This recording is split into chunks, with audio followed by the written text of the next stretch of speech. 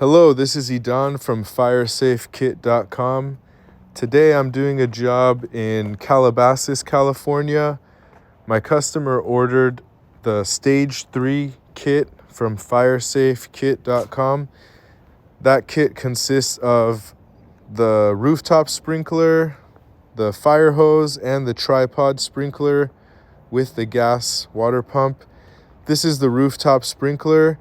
Here I am running the 2-inch water supply hose. When you're doing that, you make sure that you don't have any kinks in the hose or else you'll have worse performance. Here I am. I already connected the suction hose, and right now I'm connecting the fire hose to the manifold. Everything uses cam lock system, so you just put it there and you push those arms together and it locks in place. Here I am connecting the rooftop hose for the rooftop sprinkler to the manifold. It's the same. You push it on and then you push down those two arms. This is the tripod sprinkler. It has a 1-inch supply hose. The tripod sprinkler will wet a diameter of area that is 130 feet. The customer was in such a rush to get this kit that I didn't have time to get the last part, which was the cam lock for that 1-inch hose. So instead we installed it like this with just a regular hose thread connection. Later on, I'm going to send him the cam lock for that in a few days. This is the thread sealer that I recommend. The best one to get is the one made for vibrating environments. Since the motor shakes a lot, you need one that's good for vibration.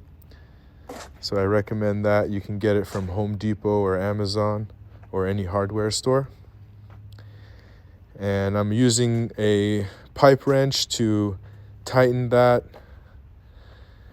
Right now we're checking oil because we just added oil. You can see a little spilled out, so you can see it's full. That's how you want it to be. You want to fill it up until it's about to spill out. And that's the ideal level of oil for the motor. Right now, we are priming the water pump, which means we're going to add some water inside the water pump. You have to remove that threaded nut so you can put the water in. And here we are starting the brand new motor for the first time, cold start. It started on the first pull, which is really nice.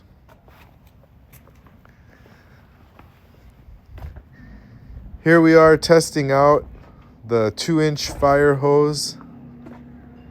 This fire hose sprays up to 90 feet away.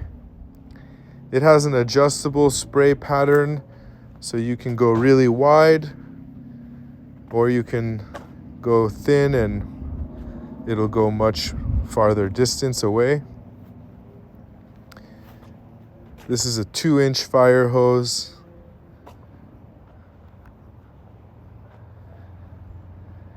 Right now we're setting up to start the, I'm showing him that I don't like using the kill switch. The reason I don't like using the kill switch to shut off the motor is let's say you want to shut off the motor for 1 day or 1 month or 1 year.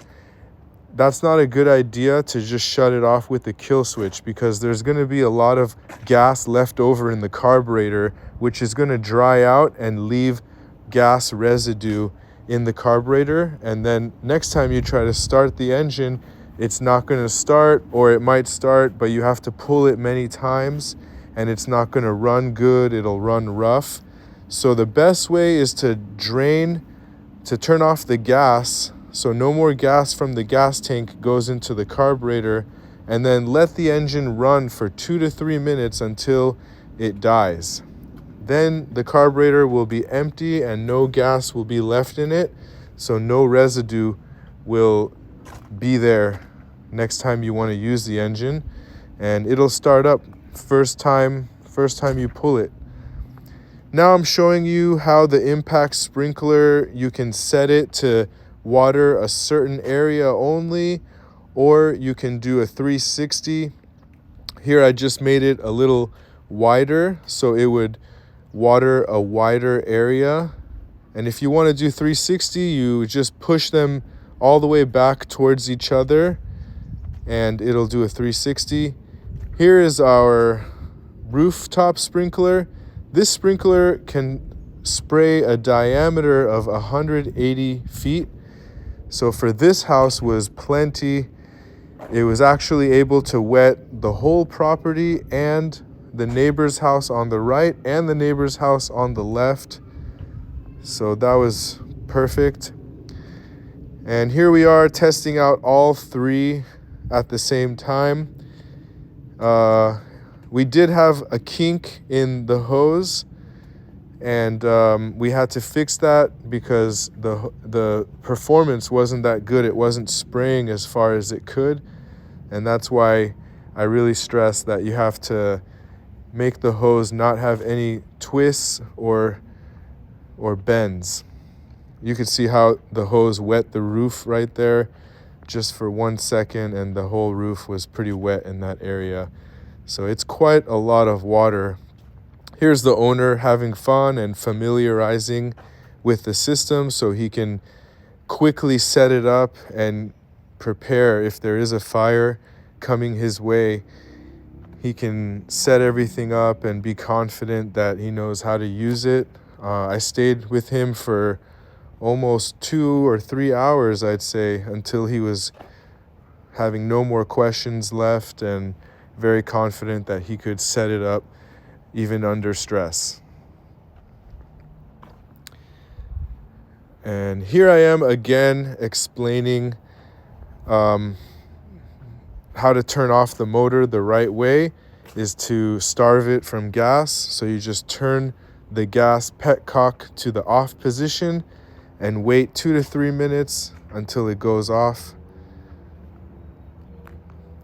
And here we are waiting. The engine kind of shakes a little bit and then it just shuts off. And then that's how you can store that engine for even 2 years. Here we are after we're done using it. We remove the drain plug and all the water pours out. That way it's not going to have water in it while it's in storage in your garage or wherever you put it. So we let all the water out and it'll be a lot easier to transport it.